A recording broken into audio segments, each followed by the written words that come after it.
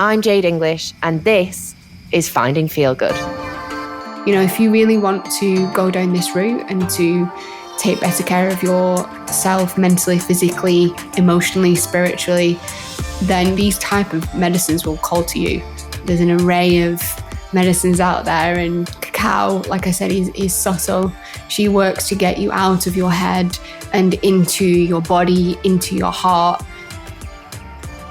And about 30 seconds into that meditation, when I quietened my mind, cacao hit me. And she came in. She's like a really strong, powerful plant medicine, but you have to allow yourself to find her. She's not going to come and whack you around the head like ayahuasca does. She's very present. She's very still. She's very there, but you have to find her. It's been a few days since the life coaching, and I actually do think I've reflected a lot since that experience.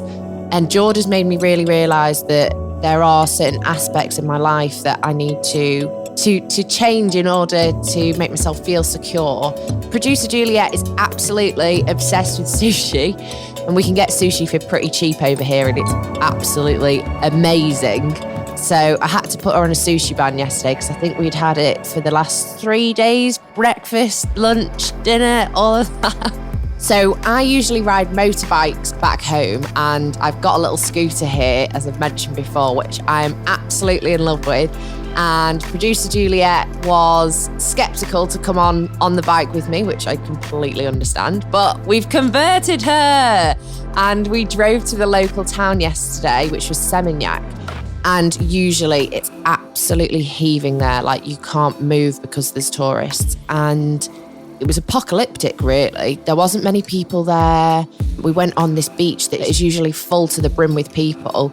There was not a soul on it. It was just us two. So we were like, okay, like maybe this isn't the place to sort of stay. So we got back on the bike, got a little bit lost, trapped in a one-way system, which we may or may not have gone the wrong way down. And there was this incredible white sand, which sounds normal, but in Canggu where we're staying, it's black sand. One thing I've found has been really important during this trip is getting a morning routine. So every morning I've been getting up, I've been doing my little calm app, which always really helps to sort of settle my mind.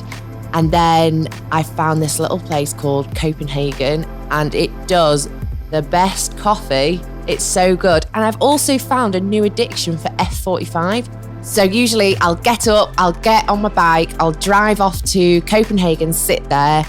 It's situated on a road where loads of people go past, so it's really nice just sitting down, having my almond coffee, whilst everyone around me is drinking the coconut straight from the coconut. And then they put this bamboo straw in the coconut, and honestly, it couldn't get more Bali if it tried. So today I'm going to go and try out a cacao ceremony with Lynette Allen. Before I came out here, I spoke to Ashleigh Guthrie about what a cacao ceremony is and what I should expect from today. Ashleigh is a healing guide and spiritual mentor, and she specialises in cacao ceremonies after she discovered it on a trip to Guatemala. She has some incredible healing experiences with cacao, and now she helps other people experience it, and she's predominantly based in Manchester. So I'm going to talk about the experience when I actually met you. Okay. Because I thought that was magical, amazing, and just really unusual, to be honest. So do you remember us meeting? Yeah. Yeah. So Ashleigh and I have a mutual friend called Tom, and I'd met up with him, and I'd just been on The Apprentice, and I'd just started having spiritual like thoughts. And I had this epiphany where I was like, I'm going to go and live with monks. That's what I'm going to do, which for me at the time was completely random. That's like I was a party girl. It just was not me in any way, shape or form. But I had this calling that was like, right, I need to go to India and I need to live with these monks. When I go there, I'm going to find something that's the thing.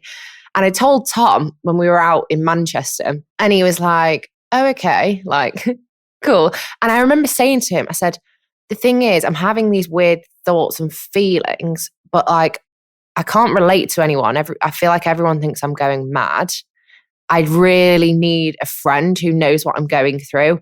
And I kid you not, Ashleigh walks around the corner. I'd never met her before. And Tom goes, oh, that's weird that you've just said that. meet Ashleigh. Ashleigh's just come back from living in Guatemala or living with monks, had you been, or something like that. I just spent a month in Nepal living in a Buddhist monastery.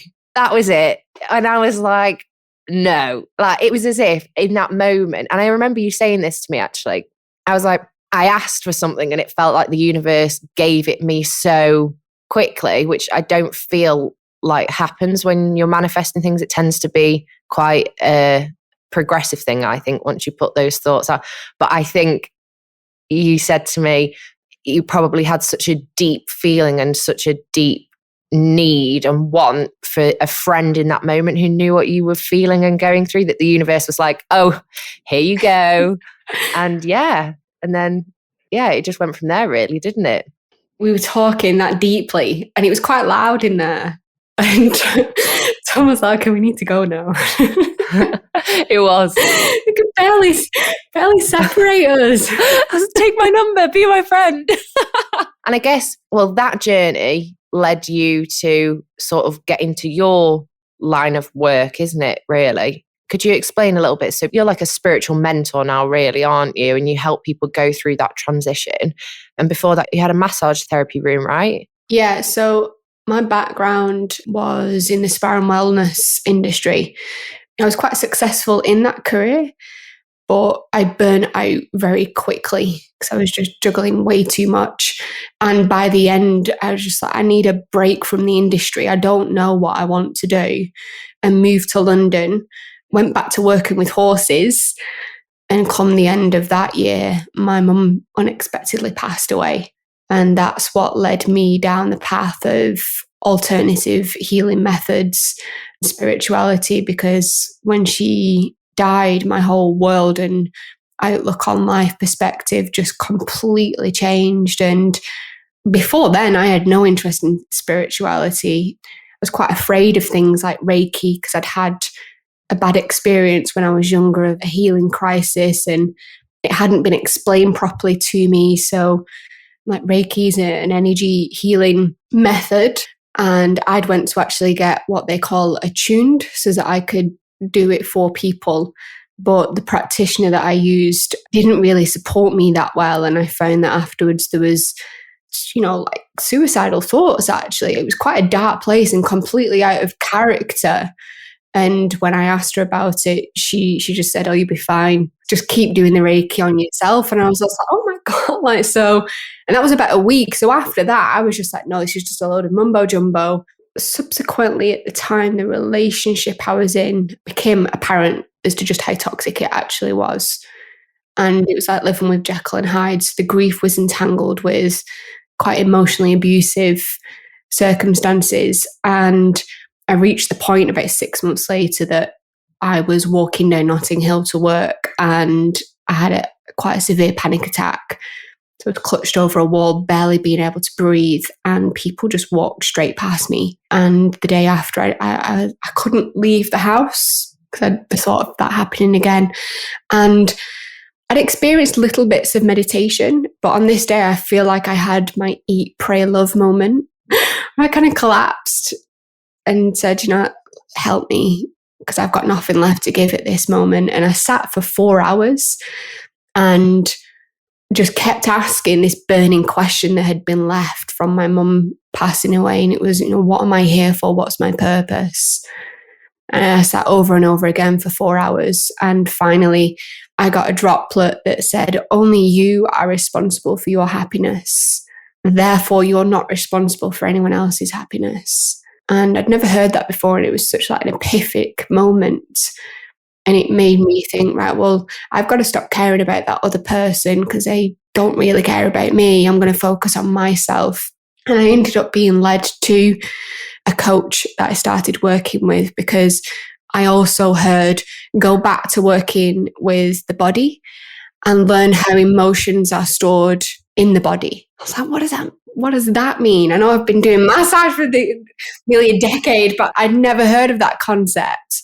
It started to change completely my language to the point where my partner back then was like, where are you getting all this stuff from? Like, who are you? Yeah. And it only took about 4 months. I managed to regain my confidence to the point where I was like, right, I've bought a ticket to Bali. I'll see you later. And then it began, and I arrived in Bali barely being able to string a sentence together. And a friend met me out there and she said, you know, Ashleigh, it just seems like you're searching for something. And I said, you're damn right, I'm searching for something. Now give it to me. I don't know what it is, but give it me. I was searching for someone. I wasn't searching for a guru or a healer. I was searching for someone or something to show me the tools to help end my own suffering.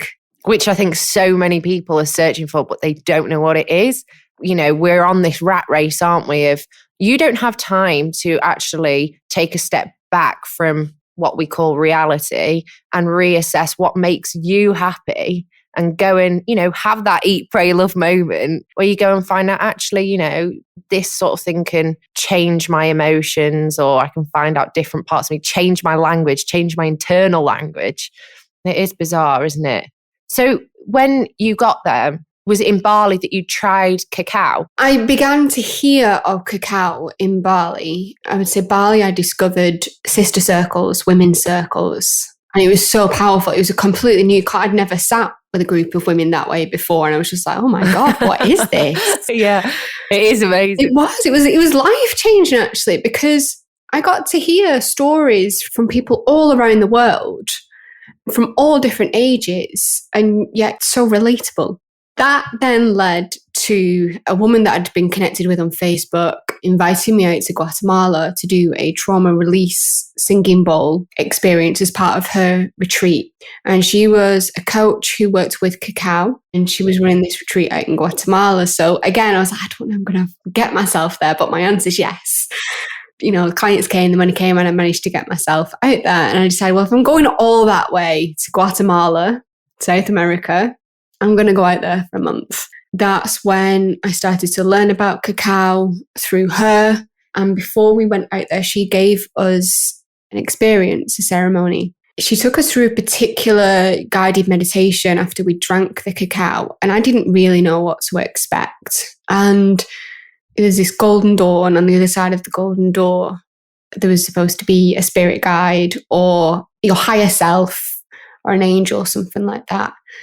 And still at this point, a skeptic. And anyway, on the other side of this golden door was my mum. You know, she'd been passed on for about a year at this point, and my brother had connected through songs and stuff like that. He's like, no, that was totally mum. But I hadn't had any of that. And so when I felt her, it blew me away.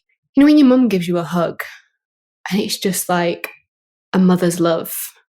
I heard this message really loud and clear, and it was my mum's voice saying, go back to working with the senses. It's what you've always done. I still don't really understand what is cacao. How does it work? I've heard it's something to do with your heart chakra and opening that up, but that, like, I honestly don't know. And I'm still like you. There is still a part of me that is a skeptic. I always remember when I first met you, and I kept going, I'm having these weird thoughts, and you kept going, stop calling them weird. They're not weird. It's just that you've been conditioned to not think like that. So, like, what do you think cacao is? And I mean, that wasn't a ceremony that we did, was it? It was just like It was a guided meditation with, like, using cacao. It was in a ceremonious way. It just didn't have all the bells and whistles on.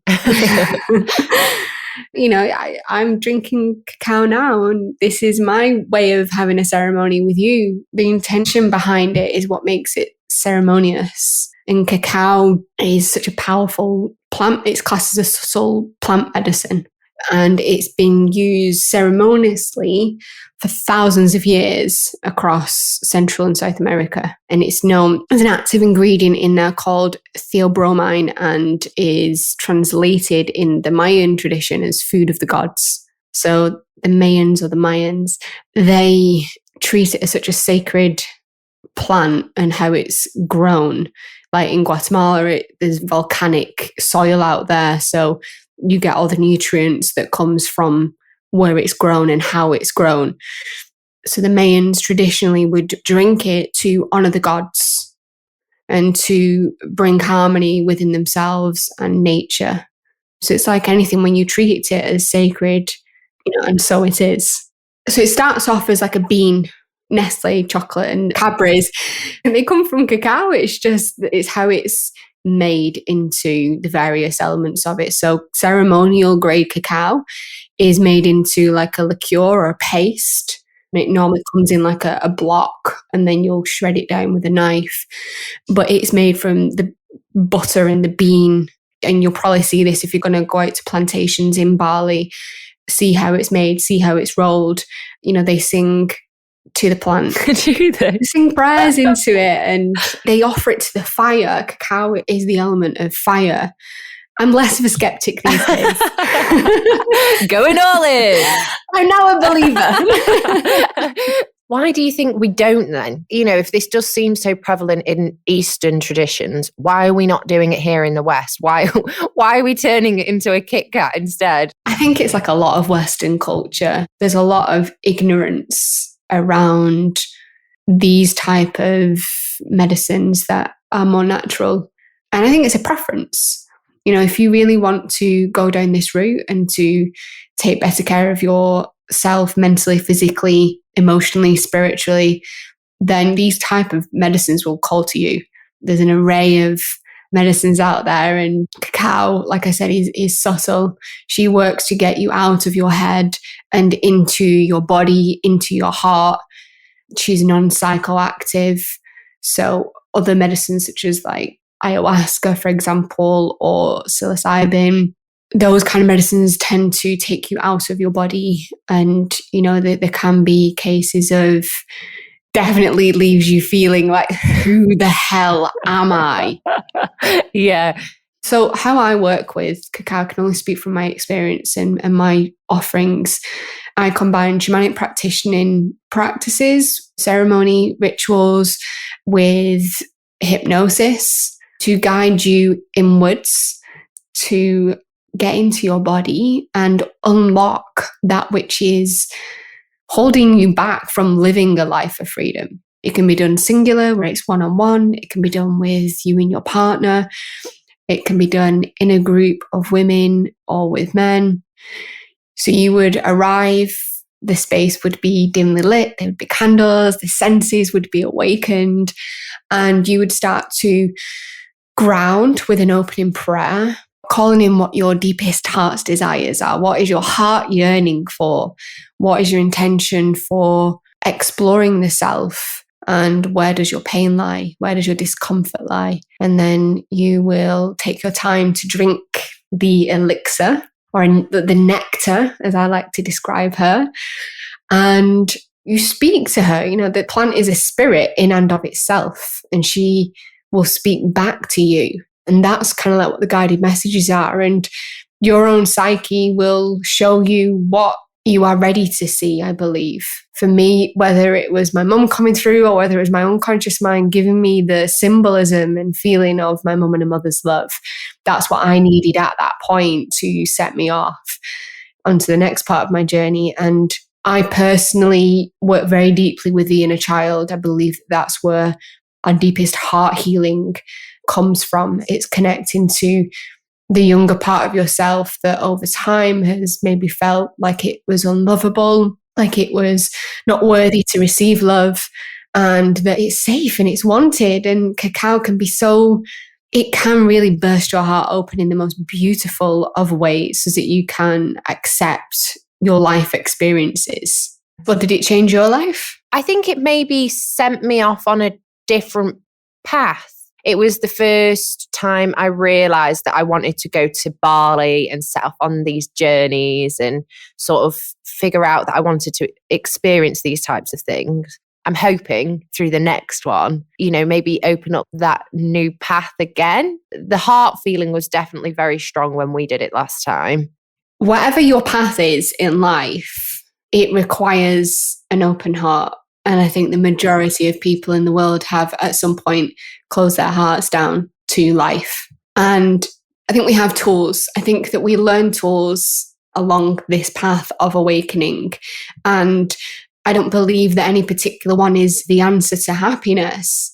But I think that how you integrate it into your life, start to use the lessons within your relationship to yourself and relationship to your friends, your family, your lovers, that then keeps you guided on whatever path comes along your way. And cacao is a beautiful ally on your path. I think because I've had that small insight into what it is when we've experienced it before, I don't feel quite as nervous about going in and doing it, because I'm thinking, you know, I'm not going in completely blind. But I have to admit, I'm a little bit nervous that I'm like gonna sound a little bit crazy, because I know you're shaking your head at me now like, oh, come on, Jade, start fighting. I just can't help it. There is something within me that is still not a skeptic, maybe a I don't know. No, actually, I'm not a skeptic. I'm not a skeptic, but maybe I'm just a little bit embarrassed. And I know that that is awful. And I don't want to feel like that. It's just where you're at, and whatever you're feeling currently is a little bit of fear or anticipation mixed in with excitement. When you get there, though, Bali is full of the weird, the wonderful, the connected. I know, I feel too normal when I'm in Bali. I'm not going to lie. I'm going to go there and be like, my God, I'm not spiritual enough. Right, hook me up, give me some cacao, give me a singing bowl. It was so great to speak with Ashleigh and hear about all of her experiences with cacao. So now I'm off to meet Lynette Allen to experience it for myself. Hi, we're looking for Lynette. Great. Second building. Great. Great. Hi. How are you? This place is amazing. So I'm here with Lynette Allen, and we're sat in a really vast room which has a corrugated iron roof, which Lynette was just telling me when it rains sounds absolutely incredible. And when you look out, you can see rice paddy fields for miles. Let me introduce you to our fantastic guest. I'm so excited to be doing this with you. She is an author, mother, grandmother, wife, and a space holder for Cacao Ceremonies. For over 20 years, she coached hundreds of women in business, and she has her own podcast, A Woman's Blessing, all about honouring women. How did you get into Cacao Ceremonies? I'm so interested to speak to you. Like, I think you're just going to have this wild story. Oh my goodness, I'm not sure it's wild, really. I did in 2016. I moved away from England. By 2017, I had tried ayahuasca, the plant medicine. Heard lots about this. And ayahuasca literally blew my socks off. It's quite an amazing natural plant medicine. And I really had got to the point, it was around me. My husband was doing ayahuasca a lot. He was using it for his personal development, and I really didn't understand it for a long time. And then, I don't know, something inside me said, you know, I'm actually ready. I think I want to try this. And I'd never done anything like that. Oh, really? I've been drunk 5 times in my entire life. No. Yeah. Everybody used to take the mickey out of me. I'd much rather be doing my homework when I was a teenager than out drinking or partying. I just wasn't into that. Never smoked a cigarette, even now. I haven't done street drugs, anything like that. So at 42 or 3, when I decided to try ayahuasca, everybody was like, okay, where is Lynette and what have you done with her? So I did that, and I was blown away, had a beautiful experience with the shaman that we were working with at the time. And I said, okay, well, I've done it now. That's amazing. Clearly, I'm not going to do it again. I mean, it was the biggest event of my life, probably. But 6 weeks later, I thought, okay, I'm ready again. And within 2 years, my husband and I, together with Livy, my little girl, who was 4 back then, we were holding space for people going through their own ayahuasca ceremonies. So we held space for a lot of people. Probably 1,500 to 2,000 people came through that space, and I became the shaman's assistant. No. Yeah. So we did that. And then when that period finished, it was really about, I really need some quiet time. And I would really love getting up very early in the morning before my family got up and just enjoying the silence. When there's so many people around, I found that I just couldn't get up early enough. There was always somebody around or wanting to chat to me or talk to me, which was, of course was really nice, but there was no space. So I found myself with lots of space, lots of quiet time in the mornings. We lived in a beautiful finca in the middle of the forest, and it was very peaceful. And I just started listening to the peace. And I think the time with ayahuasca had helped me to meditate a lot, to understand what that was to meditate. And I found myself journeying more and more in that peace and understanding what it was to meditate. And then cacao came into my head. And I'm like, cacao? What's cacao? I don't even know what this is really. I'd heard of cacao ceremonies, but I'd been so immersed in the world of shamanic ayahuasca, I disregarded cacao. But I thought, okay, I really need to find a cacao ceremony. So I did. And my family were like, enjoy your hot chocolate, Mum. I'm like, I know, right? What's it even going to do? I don't know. So I went along to this ceremony and I was fairly not blown away with the whole experience. It was, the lights were on and it was just in a normal yoga shala. And it was like, this is not like a proper ceremony. I don't know. There was lots of factors that I thought, I don't know. I don't think this is so hot, really. I don't know what their fuss is about. And then I realized some way in that I was really sabotaging this experience for myself. And I had a chat with myself and I said, okay, you need to just really focus, because if you were brought here and the least you can do is meditate, and then you can go home and you don't have to come back again. And about 30 seconds into that meditation, when I quietened my mind, Cacao hit me and she came in. She's like a really strong, powerful plant medicine, but you have to allow yourself to find her. She's not going to come and whack you around the head like ayahuasca does. She's very present. She's very still. She's very there, but you have to find her. You have to meet her. You have to quieten your mind enough so that she can come in the cracks of your mind. And I was just like, oh God, I'm sorry. There you are. I found you. Oh my gosh. And it was the most beautiful experience. I went home. They were like, how was it? Your hot chocolate? I'm like, no, you don't even understand. This stuff's amazing. And then later I can't stop talking about it. And I start trying to cook dinner and I put my hands in the top shelf for the spices and I come out with a block of cacao. I'm like, that's the stuff that these shamans have been bringing me, is cacao. It's in my cupboard. I just thought this was really bad chocolate. This was I'm like, oh my God.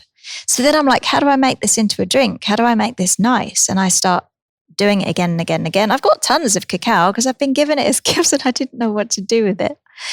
So then I start meditating every morning with cacao. And then through those cacao mornings, I got deeper and deeper and deeper. I built a beautiful relationship with cacao and with the spirit, and really that very, very quiet stillness that comes when you work with something often. And I heard that there's a gift for you in Bali. Go to Bali. There's a gift for you in Bali. And I'm like, okay, what? There's a gift for you in Bali. So I said to my husband, I think I need to go to Bali. Can we go and move to Bali? And he said, yeah, okay. So we moved to Bali. And had you ever been to Bali before? No, never. So you say she. What do you mean so by I that? forget even about that. Plant medicines are usually given a gender. The shamans believe that every living thing has a spirit. And so the spirit of cacao is motherly, very nurturing. It's like being wrapped in a warm hug. She's just nurturing.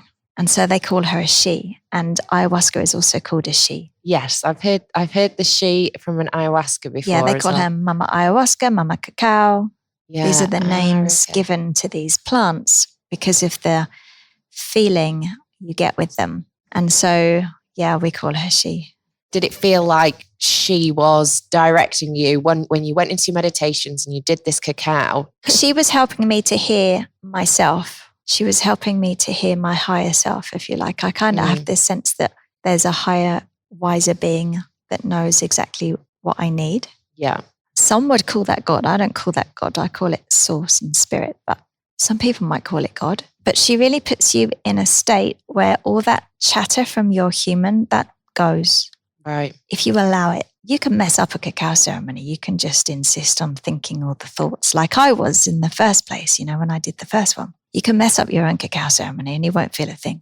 But if you just allow yourself to come down a little and to try to stop that internal chatter, then you can find what's really going on. And it's the quiet, intuitive voice. And it was just it's very clear there's a gift for you in Bali. So we came to Bali and there's been numerous gifts. The gifts haven't stopped. They're still coming.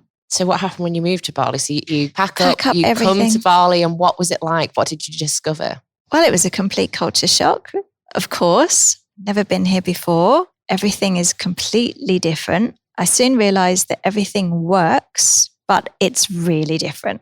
Like even how you put electricity on in the house, or how you do your laundry, the roads, how you get around using Gojek. I'd never used Gojek before. It was like I had a car. There's no point really having a car here. So there's so much that's different. There are some amazing places. I've met some amazing people. I've met a shaman. I've had my own ceremonies. I've served cacao here in pyramids. The Pyramids of Chi are an amazing place in Ubud. We're going there. Are you? Yes, that's like this weekend. Are you meeting Peter and Lynn? I'm meeting Peter and Lynn. Yes. They're such good people. They have an amazing story about Bali. You're going to be blown away. Can't wait. But for me to go and visit their pyramids and sit and hold a ceremony in there, which I did with their blessing for months, was amazing. And it's just the blessings keep on coming. And every time things seem to have got quieter here, before COVID hit, I was like, okay, things are a bit quiet. Am I done in Bali, or are there more gifts? Something else would happen. I mean, Edward turned up. Yeah. Edward Dangerfield, that's another gift. He's another gift that turned up. His breathwork is magic. And now to have been trained by him so that I can hold that space too, along with cacao. So I'm not ready to leave yet. Too many gifts. Too many gifts. You had a corporate job, right? I was doing that job and running a business. I had a female empowerment company. We'd go into corporates and we'd teach women how to be noticed and promoted in male-dominated environments. That's what we did. But as my work with ayahuasca got more in depth, I realized that is not the way to do this. You have to get women out of those suits and high heels and in touch with who they really are, from my perspective. So I was going with the black high heels and the suits and the microphones and the glass offices in cities in Brussels and Paris and London. And I was doing talks and conferences and all sorts of amazing things.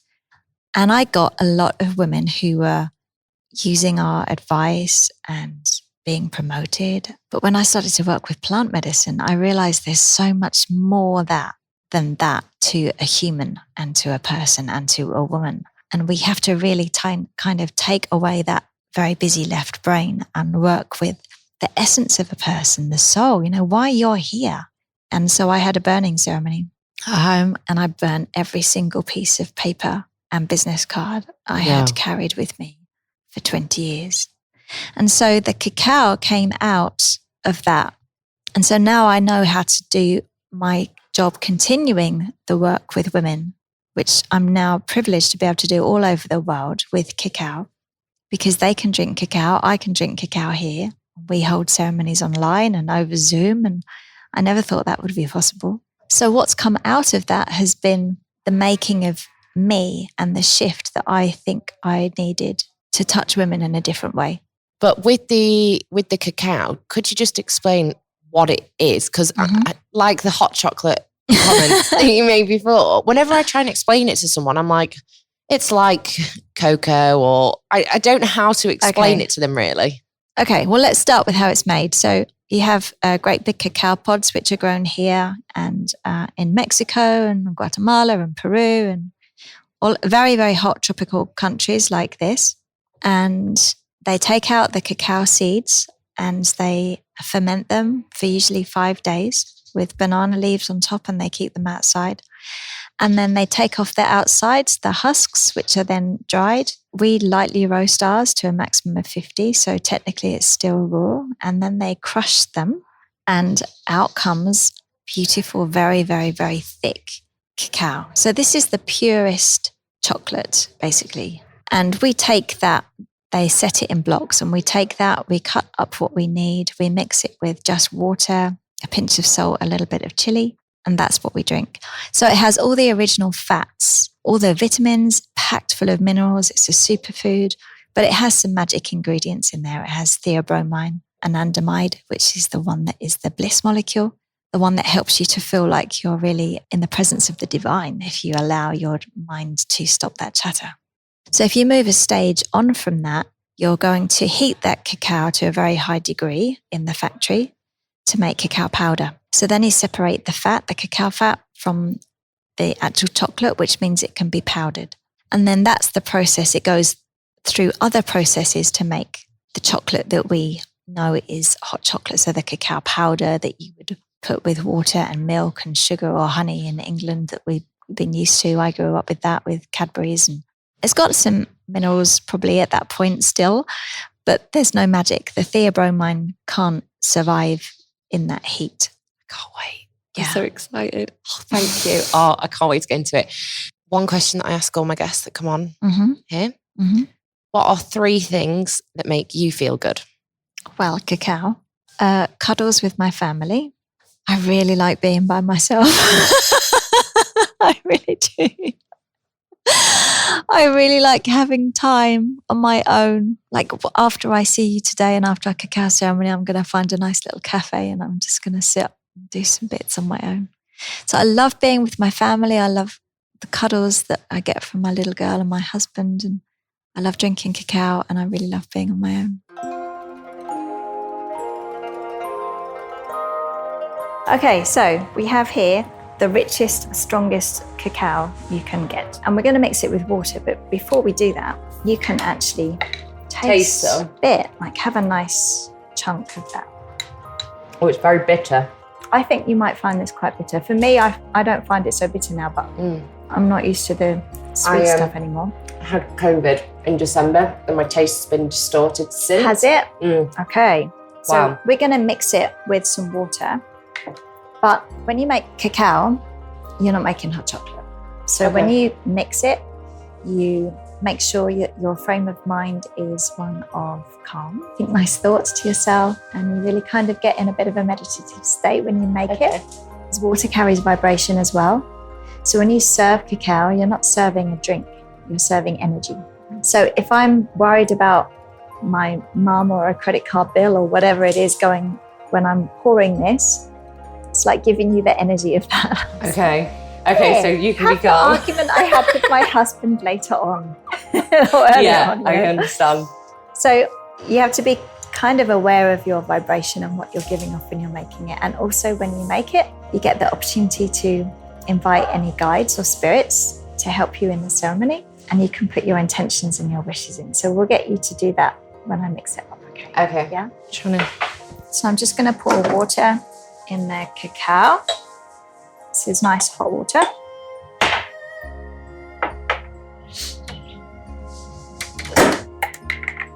And I usually have my whisk, but I didn't bring that today, so I've got my jar. Shake it. So now we can put it in here. So this is our cacao. This is what we're going to drink. Okay. And do you do Reiki or anything like that? No. No? Okay, so you might like to rub your hands together. Okay. Think about something positive. Shall we? And you just bless it like this. So you can put that into here, whichever way you want. Now we can go and start the ceremony.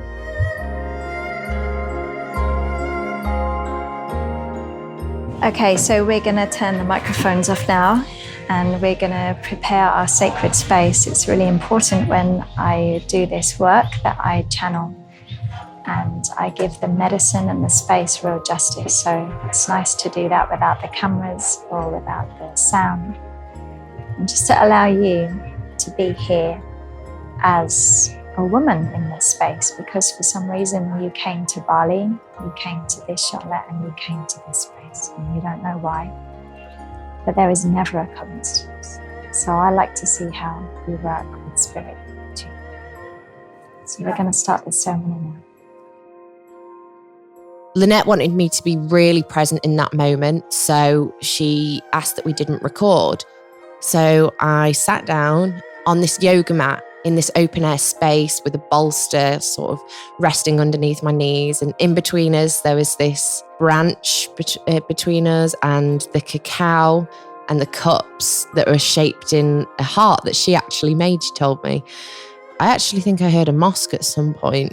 Birds and insects and people and laughing. So Lynette was sat right in front of me. And as she started the ceremony, she drank the cacao as well. And she smudged, I think it's called, where they light a bunch of sage and put it around you to sort of cleanse your energy and create a positive environment. We did that, and then we spoke about what my intention was and what I wanted to get out of it. And the words that came up to me was from my last session was that safety piece. So I just want to feel more safe and more secure so I can move forward. So I set my intention, and then after I set my intention, I lay down, and Lynette put on this gorgeous meditation music, which was really nice. It was really soothing. And then I just lay down there, and I have to admit that chattery mind came back for me. I was thinking, I'm not feeling much here. What do I need to do later? Oh, I'm a little bit hungry. Oh, I need a coffee. And I still had this bitter taste in my mouth from the cacao. And the cacao has it kind of dries your mouth a little bit, but it feels quite intense. And it's like that extra strength, bitter, dark chocolate that you get from the supermarket. That's like quite thick and gloopy. So I could still taste that in my mouth. And when I went under in the meditation, I was just grappling with thoughts, really, which I think tends to happen when you meditate. But this is where it got a little bit different with the cacao. I did feel as though I could go deeper into my meditation once I was there. And it did feel quite soft and soothing, and like my body didn't really want to have an intense experience like I did with all the other experiences from this trip so far. And then at the end, Lynette came and she put her hands on my head and then on my shoulders and then on my feet. And it did feel very mothering and very nice and very caring. And then after that, she told me to come back to my body, come back to the room and roll on my side and come up. And honestly, the thing that was quite bizarre is the perception of time sort of dissipated. And I wasn't sure if it was 10 minutes that I'd been in that meditative state or if it had been an hour. Okay, so we are back in the room. You've had your first cacao ceremony with me. The medicine is still very strong through me, and I think very strong through you. So do you want to tell me about how that was for you? Yeah, it was, I have to admit, at first I was really struggling with my monkey mind. I was like trying to keep coming back. And then the only way I could sort of describe it is like a supercharged meditation. That's how it felt for me in that session. So once I'd sort of got past that monkey mind moment where I was like thinking about I was like overthinking my intention. And I was like, no, come back to it. No, come back. And then once I finally went into that meditative state, it felt like it was, the only way I can describe it is like supercharged. So is that a meditative state that you can bring yourself to anyway, or do you feel like you decided to go into that place, or the medicine pulled you in that place? I feel like there were elements of all of the above in different stages. Like I think at first, you know yourself when you go and sit and do a meditation, sometimes it can be easy to snap into it and other times it's like, and with that, I think at first it was like quite difficult for me. And then it almost felt like the cacao pulled me into it, I would say, and was like, I don't want to say like a slap around the face because it's much more gentle than that, but like, come on, be present, be in the moment, sort of feel. And there is a feeling that I've still sort of got in me right now where in my belly and up it through my heart, I feel like there's quite a lot of energy there now. And I feel quite supercharged. You know, when you have a coffee and you do feel buzzy, you feel like, right, this is it. It does feel like internally that I feel quite swishy. That's the only way I can sort of describe it. Swishy and mellow and calm, but also like and the shoulders are like and like my mind and body feel a lot more together and connected. Is there anything when you're doing those ceremonies that you can feel? Because I know everything. Oh, really? So we start the ceremonies off with a meditation set up as people are drinking the cacao, and to just get the cacao into your system, so that it's very strong. So if you lie down too quick, you can actually feel a bit nauseous. So but part of that process for me doing that meditation sitting up is to get me into the meditative mode as well, because I've just drunk cacao and I need it to work in my body too. And so for me to be on the same vibration as you, it's nice for me to feel that. So when I'm talking you through the focus on your forehead and all the little tiny muscles and how they don't need to do anything, and then your eyes and your cheekbones and the top of your lip, and as I'm describing each of those tiny parts of your body to get you to focus on releasing, I'm doing that for me too. And then when I'm in to that meditative state, I don't know what I'm going to say. I have not got the first idea. Every time I do it, it's different. Sometimes I know the theme. I'm going to bring a theme of something through, but I don't know what on earth I'm going to say. It's whatever just comes, and the words just come and they come and they come, and it's like a river flowing. And somebody in a ceremony the other day, they knocked over a cup and it just threw me out. I'm like, oh great, now I'm out. Look at a cacao cup. It's like, okay. So then you have to kind of work a little to get back in. I've actually had like conversations before with Ashleigh, who it turns out you actually know. Yes, I do.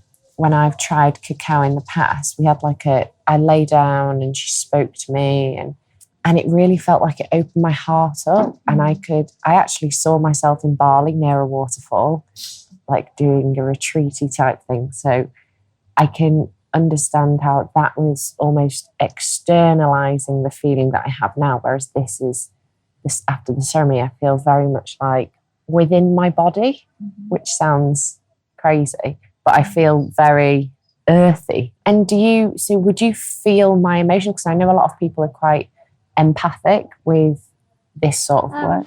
I would say that my role as space holder is to maintain the space.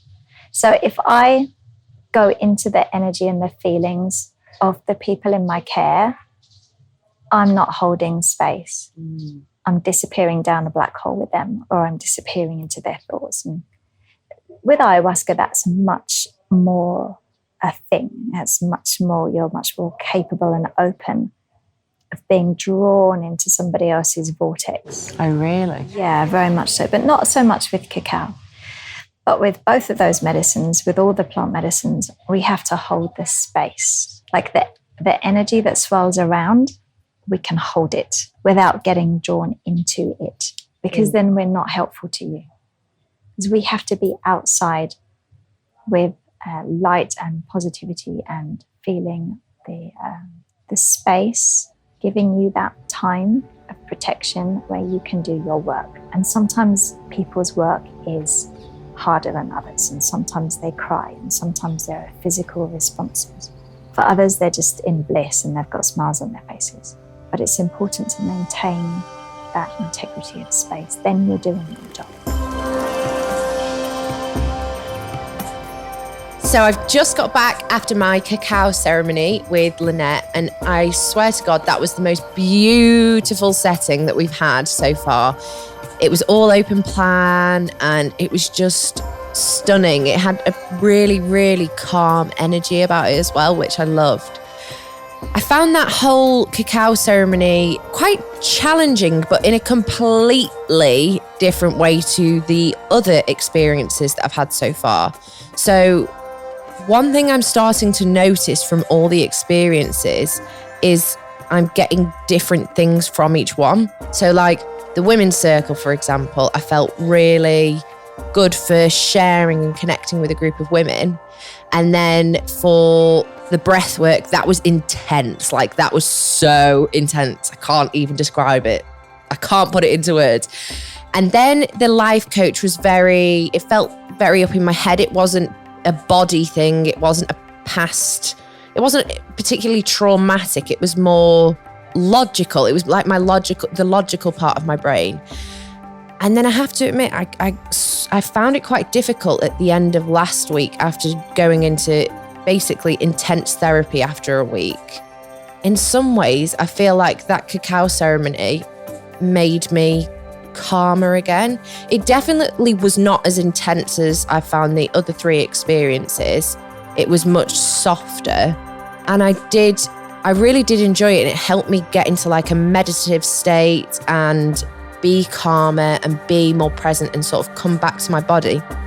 I was a little bit frustrated with the fact that I didn't get loads out of it.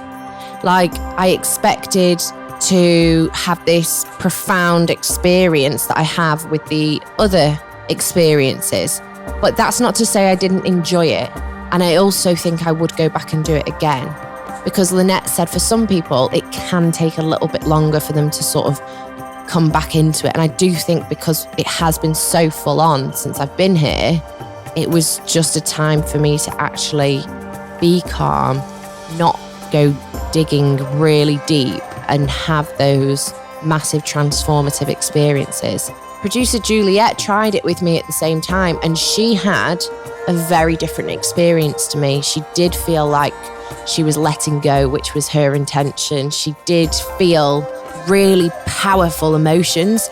So I do think it is something that is quite dependent on your current state of mind when you go into it. And maybe because I have tried it before with Ashleigh and I did have that powerful feeling, I did have a little bit of expectation there, and it was different to when I've experienced it before, but still very nice and still very nourishing. Thank you so much to Ashleigh and Lynette for being part of this episode of Finding Feel Good. If you want to find out more about Ashleigh, you can find it on her social channels. And if you want to find out more about Lynette, you can go to awomansblessing.com. We'll put those links in the show notes too.